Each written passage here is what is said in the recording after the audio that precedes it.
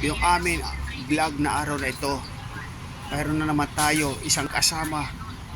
Gagawa natin siya ng content. Yan, nandito siya. Ngayon, lalakad kami. O, gaano ka na ba katagal dito sa industriya? Nagsimula ako dito nung 2011. 2000. Derek Baldumaro. O, yun, no? Kay Tatay Baldo. Ayan. So, kumusta naman yung mga pinagpaguran mo? Okay naman. Sakto pang pamilya. At masaya kahit saan saan nakakarating. Ayan. Yung ganun talaga ang buhay ng showbiz, ano?